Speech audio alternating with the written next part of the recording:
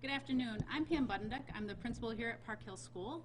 I want to welcome everyone to our building. We are an early childhood learning center. We house students from age 1-year-old to 4-year-olds. Currently, we do have a UPK program for our 4-year-olds. We allow all students in the district who are 4 years of age to attend our program. It's a half-day program. We have students who come in the morning. We have students who come in the afternoon. It's a great program that builds a strong foundation for kids when they go to kindergarten and for their lifelong learning. I want to welcome Dr. Desiato here today, our superintendent of the Esm Schools. Come on up, Dr. Desiato. Thank you. Good afternoon. This is a great day for our state. And the reason why is because we have an historic moment in time with regard to funding in our state for education, for really investing in the youngest of our population, our children. And it begins at the earliest stages of pre-K. We've been very fortunate at ESM to have had early childhood programming and a program for all 4-year-olds at ESM for a significant number of years, very well supported by our community. And the reason why it is well supported is because it's very clear in the research that it does make a difference. The window of opportunity for a child's learning and brain development is at that key stage between the ages of 3 and 4 and 4 and 5 when the brain is continuing to develop. So being able to open our doors for 4-year-olds is really very significant in New York State. And New York State has made a wise investment, and we thank Senator Mannion, who's here with us today, for his advocacy in that role. In addition, we have had flat funding for what they refer to as foundation aid for school districts for multiple years. Flat funding makes it very challenging because it means all the other costs that are increasing for a school district have to somehow be accounted for. So therefore, this year, again, historic that the state has made an investment in the increase for this year and a promise for future years of foundation aid, which will clearly make a difference for our school district and for all school districts. This can't happen without leadership, and it can't happen without leadership making very, very clear decisions. So an advocate for education, because he certainly spent many years in a classroom. It happened to be a STEM classroom as a biology teacher. And he also has spent many years raising his own children as a parent. He knows from both of those areas of his own experience how important this moment is. And for his first year serving in the Senate, he was in the room where it happened. It happened to make the difference this year. So please join me in welcoming our Senator, Senator John Mannion. Thank you. Thank you. Thank you, Superintendent Desiato and Principal Budendek, for your warm introduction and hospitality, but mostly thank you for everything that you do for our children. That's one of the reasons that the public doesn't trust our government at times, is that we don't deliver on our promises. However, you know, good ideas and the right policy is absolutely necessary to make sure that we assure a vibrant future for the children of Central New York. This year, things were different when it came to the budget. There's new blood in the legislature, and I'm one of many people that ran for office that come from outside of government, that went to Albany not to protect the status quo, but to make things better at home. So this year in Albany, we did deliver, and I'm proud to be a part of that change. We delivered not only on record funding to our schools, but also long overdue reforms to bring equality and fairness to school funding. These changes have been debated and delayed for decades. While there is still more work to do, we have created a framework and a commitment in law to fully fund foundation aid over the next 3 years. Ask the superintendent, you can ask the principal, you can ask the teachers in school districts, and they will all tell you that that is a big deal. I'm also proud to announce today that a record $1.1 billion is coming to the school districts of the 50th Senate District. That's $1.1 billion for children, $1.1 billion for students, $1.1 billion for the teachers, for our communities, and our future. On average, districts that I represent will receive nearly 8% increase in year-over-year state aid. Every school district in the 50th Senate District in Cayuga and Onondaga counties is getting significantly higher amounts of state aid, mostly in the double digits. Some of that money will fund new full-day pre-kindergarten programs for our 4-year-olds, the type of learning that goes on here at Park Hill School. And as the superintendent explained earlier, the importance of early childhood learning is almost immeasurable. 10 districts, 10 new districts, are now funded, if they so choose, to launch a pre-kindergarten program.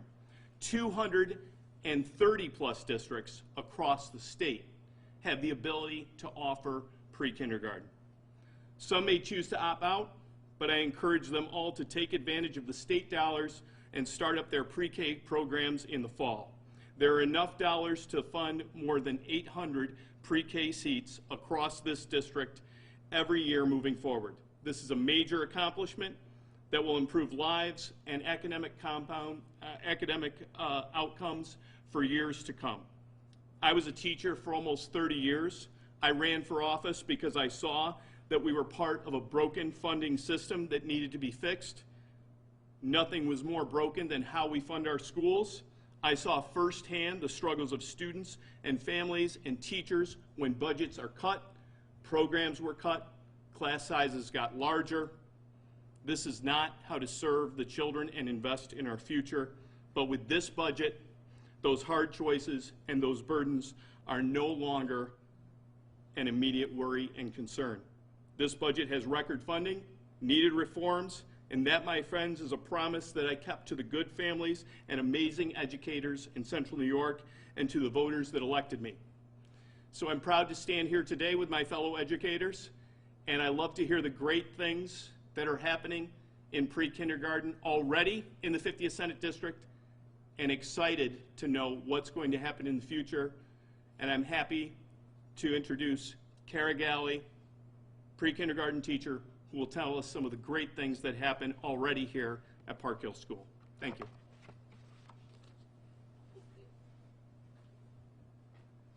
Hi, I am Kara Galley, and I have been teaching pre-K for the past 16 years. I've been a teacher in ESM for the past 29 years. And I'm so lucky. I feel like I have one of the best jobs in the world.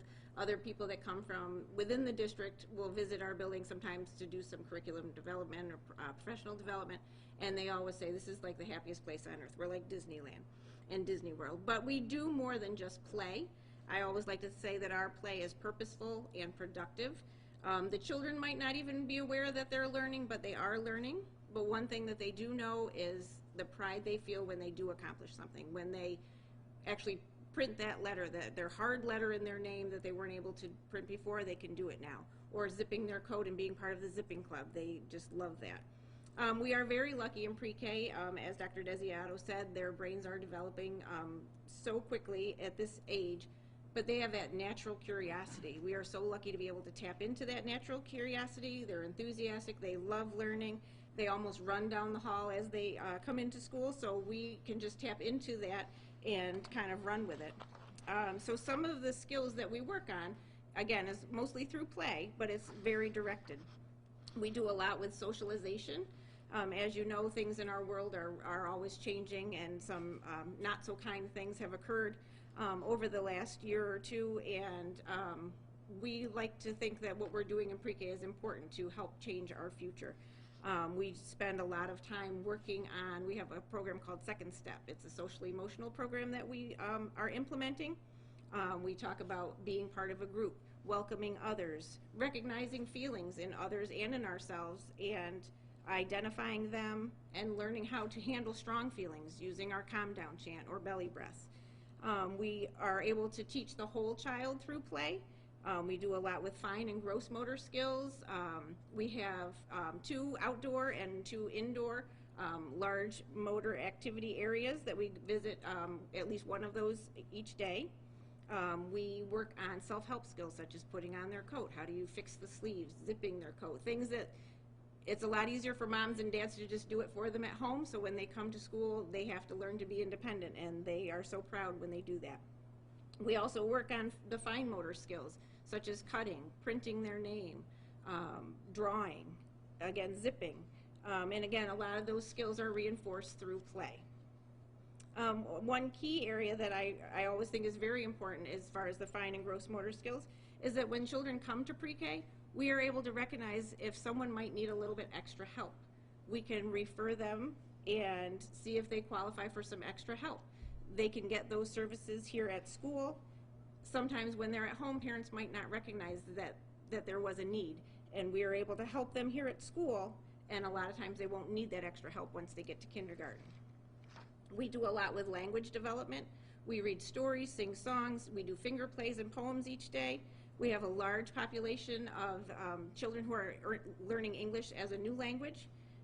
We like to expose them to new vocabulary in both stories, during play, even during snack time. One of my favorites was when a child sat down across the table from his friend and he took off his mask to eat a snack and he said, "So, how was your day?" I thought that was just so cute.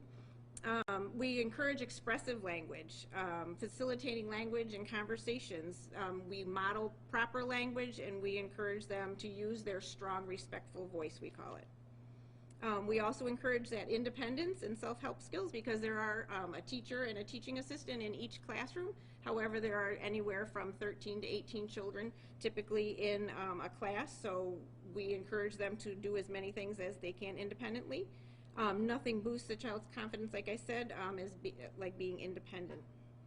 They learn to take care of their own materials, their folders, their backpacks, hanging up their coats, taking themselves to the bathroom. They can clean up their own snack, they can clean up the toys. They can even dress themselves fully for outdoor winter play, putting on their shoes, taking off their boots, all of those kinds of things. Learning these skills in pre-K, I think, makes it so much easier that when they get to kindergarten, that's not something that kindergarten teachers have to tackle. It's a skill that's already acquired. We certainly have a lot of academic skills that we work on. We do math and reading readiness, such as counting, numeral recognition, sorting, patterning. We do letter recognition. We work on the letters in their names. We practice printing their names. We do rhyming, concepts of print, and then science and social studies are included in our curriculum that we have. We follow the creative curriculum, and that's social emotional program, second step. We also focus on 21st century skills, such as problem solving, teamwork, citizenship, acceptance. We have a makerspace. Unfortunately, we don't have our makerspace this year due to COVID-19, but we do, normally they can do challenges, they can build, they can explore, they can rebuild, try things again. We do have technology that the children are exposed to. We have Promethean boards in every classroom. We have iPads and Chromebooks available to the children. And then again, we prepare them for kindergarten. In September, when they come into us, we literally have to teach them every single step of our day, every part of our routine. And it's so nice that if they've gone to pre-K, when they get to kindergarten, they don't really need to learn all of those skills. They have them already. Walking in a line, sitting for a story, raising their hand, waiting their turn, following directions, using whole body listening. Those are all skills that we cover in pre-K. They're very comfortable when they get to school. They're very excited, looking forward to going to kindergarten. We're very fortunate that in this district, the 4-year-olds are bused, so that whole busing element is not new to them. It's very second nature. And so there's a lot of carryover with the skills that they've learned in pre-K going into kindergarten. They are ready to really get ready to do that harder learning, more challenging learning once they get to kindergarten. So even though we are a half-day program, I feel like it's a nice transition from home to pre-K and then on to kindergarten. Did you have any questions or anything? Oh, okay. Thank you. No problem.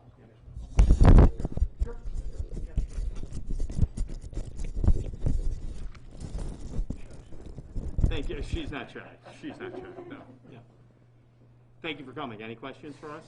Senator, I'm wondering what was different this year. We know that the governor has an ability that if he wanted something in a budget, he's gotten it previously. Apparently, full foundation aid was not one of those things because all of a sudden, it's back this year. Wondering pull back the curtain for us. What behind the scenes happened for the Senate and Assembly to get together and say, let's get the foundation aid to full? You know, I think it was a collective effort, and I say that outside of the legislature. I know many school districts that happen to be at the wrong end of that funding formula. So there's advocates out there, parents, school boards, superintendents, and teachers outside of the legislature that for years have said, we are not being fully funded. This has been litigated. We are owed these dollars, and we need to invest in our children's future. I also do think that we brought in a new crop of legislators that, as I said, come from outside of your typical political world, and there was an emphasis on education. Budgets are about prioritizing, and we prioritized our children's future in this state and in this county, Onondaga, and also Cayuga County. At what point in the process did you feel confident that this is the direction where school funding was headed? Well, I have a great relationship with Education Committee Chair Shelley Mayer. She's a strong advocate. Many of the representatives of that committee, and I am one, are former educators. So I really felt good about it from the beginning. I know what we had proposed putting forward. We were hopeful that that funding would be there. Knowing what schools have done, especially in the past year, and knowing, I think, an increased level of appreciation for what schools do for our communities, that the time was right, and we're happy to say that we got it over the line. Doctor, can you explain, or either one of you, but can you explain what is foundation aid? What does it mean that you were not funded fully and you're fully funded now? Is that like 30% difference, or and what does that money go towards? Because I think most people, they don't understand these buckets of money. Sure. Would you step up to the mics for us too? Sure. Thank you. Every district has a funding sources. For the majority of districts, one of the major funding sources, of course, is the money that we receive through our own residents and their school taxes. But the other major funding source, which offsets those taxes, is state aid. And then there may be grants and other types of funding that might come to a district as well. The state funds in multiple areas. The foundation aid really goes into the overall instructional programming and operation of the district. Separate lines in that budget account for transportation aid. So that's funded at a certain level, and you have to demonstrate that the level of need for that area, or textbook aid, or the early childhood program. But foundation aid is really the K-12 structure of the state with a formula that has many different elements in the formula, as the senator will attest to, demonstrating each year. One of the great examples that most people know is that for many years we would get a line for foundation aid, and then you would hear that in another line we had a gap elimination adjustment, which was a pretty fancy way of saying we're giving you the money in this line, and in this line we're taking out most of what we just gave you. So for years we went, and for a school district like ESM, that went on for 5 or 6 years. It literally was an $18 million over time loss of funding. Annually, or Most recently it was, if we're flat funded, most recently we're losing anywhere between $2 to $3 million in a year. And then when you do that for 5 to 6 years, you're talking about somewhere between the 12 or 15 or 18 million dollars that you're losing over time. So the loss of that foundation aid, but I think the other part that you're asking is what made this year different, and certainly I think they'll analyze that for time to come, but I'd also like to think that one of the things that contributed is that I think a pandemic woke up the world to, if there's ever a time that we need to be proactive, it's now. Because if we are proactive in thinking about what's coming, we will begin to invest in being prepared for what's coming. And if there's any area that you could look at for you to invest proactively, it would be in the education of our children. Because if we can reduce the amount of all kinds of other costs in our world, whether it's incarceration, whether it's high school dropouts, whether it's addictions, whether it's in what it costs when someone is not prepared for either college or career. If we could go through a list of all kinds of things that we are reactively paying for because we didn't make the first step, which was to invest from the very earliest point of a child's education in that ground level work. When we do, we see without question it will ultimately make a difference over time. And I think that that's what the demonstration of that. I'd like to think that it was really about rethinking where can we best put the resources, because our state has a definitive number of resources. So with the finite resources we have, where can those resources be best put so that we get the greatest amount going forward of what we can hope for in the future? And I think that this is a wise place to put it. So what does this expansion mean for ESM? Is your pre-K budget doubling? Does that mean staff double? We actually have already received a state allocated. So ours was not one of the districts that increased. We'd love to see that increase for the future to offset so that we could go from half day to full day. But other districts are going to be now, who don't have pre-K at all, those monies are startup monies for districts that don't have a pre-K, or perhaps an expansion for those who did. The foundation aid, on the other hand, all districts received an increase in foundation aid. For ESM, that in our foundation aid, it was approximately $1.75 million added to our foundation aid, which is roughly about a 10% increase in what we had received in prior years. Is foundation aid simply that this is how I understand it, and please correct me, that the state gives you a formula, gives you their formula, you figure it out yourself, they figure it out separately, then they decide we're going to cut you X percent because we don't have the full money to give you. Does that sound right? They have a formula regardless of what we say. So it really, while we have all kinds of advocates, as the senator has mentioned, I think what has happened over time is many of the formulas were developed decades ago. And in those formulas, there are metrics that no longer apply to the current status of that particular geographic region, or they don't recognize the needs of that geographic region as they need to be recognized. So in there lies part of the problem. You're not really being funded to the level of real need because you're not really being recognized in that formula for what the real needs really are. And those metrics haven't been necessarily updated. They may have been in this most recent formula, and that may account for some of the increases, because they may have actually, we have yet to really get to that depth. We're reading through all the documents with what we're required to do. But what we do know is that they have a formula that's applied to every district in the state. And when that comes out the other end, we're given a certain number for which we receive state aid. Now, for many districts, one of the things that we have been doing is either putting money from reserves or money from fund balance to fund the budgets so we didn't have to cut programs. What this will allow us to do is to reduce those types of funding streams so that the actual funding of keeping our programs whole is coming now from our state aid. And then to be able to advantage our taxpayers to some degree. You know, we still will have taxes, there's no question about that, but it will, when you put the whole package together, it's a win-win-win. It's a win for our children and their education. It's a win for the wholeness of our programs and how they're truly funded in a more balanced and equitable manner. And it's a win for the fact that it will give some relief. And if nothing else, certainly our taxpayers won't be continuing to increase their share of this. In some ways, they'll have the benefit of the fact of having received a greater piece of the pie from the state. And hopefully that will balance some of that.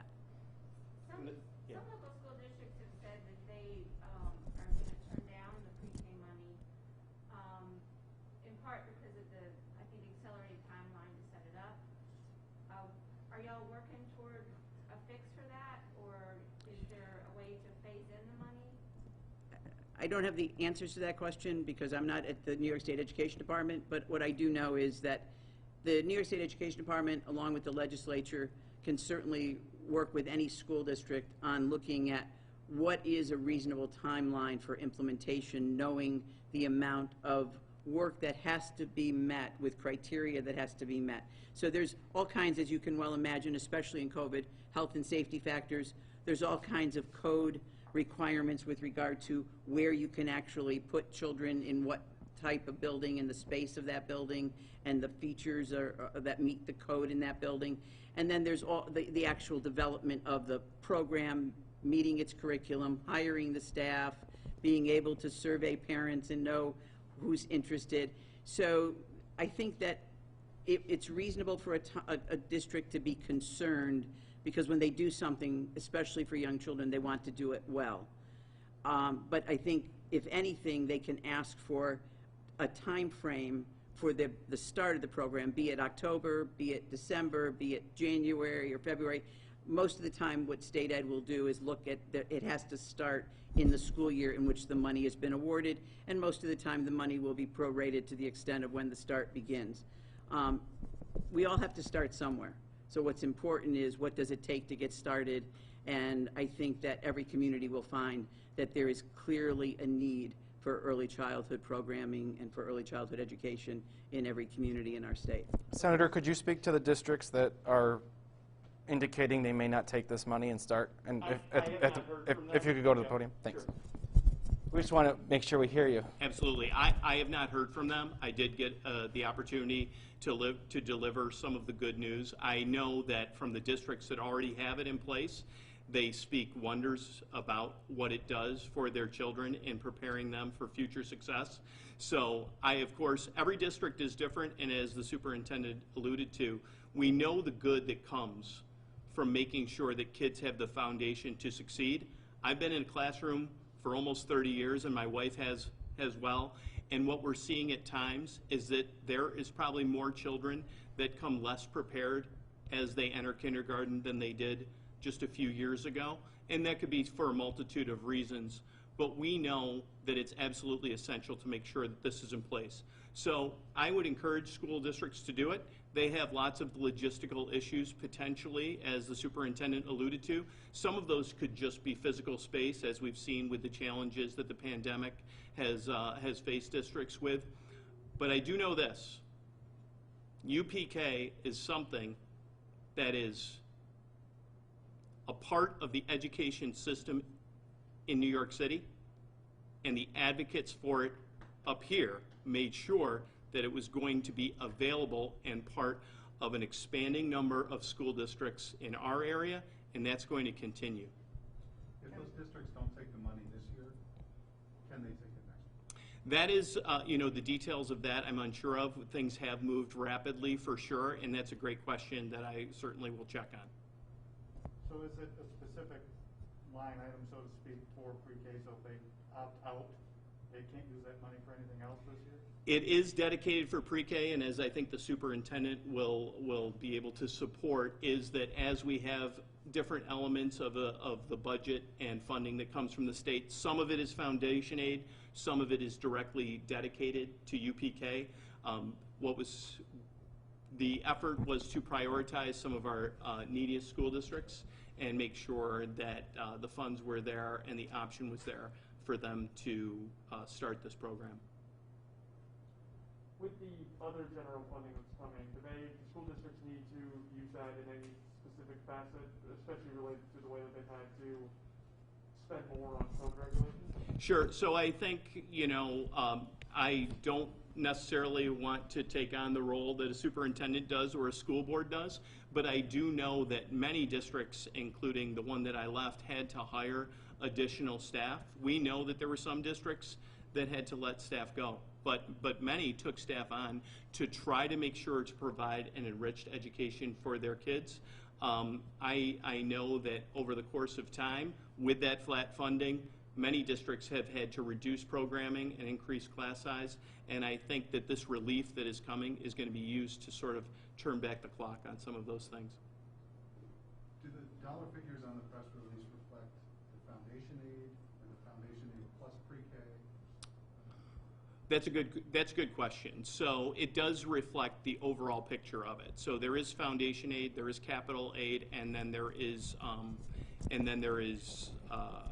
the pre-K money, and then other sort of services aid that the superintendent alluded to. So the bottom line is, for locally, when I use that number of $1.1 billion, that is the totality that's coming from the state. in the interest of time, we'll go visit the classrooms. Anyone that wants to come along, that's fine. And we can potentially do another gag lesson. Thank you, everybody, for coming today. I really appreciate it.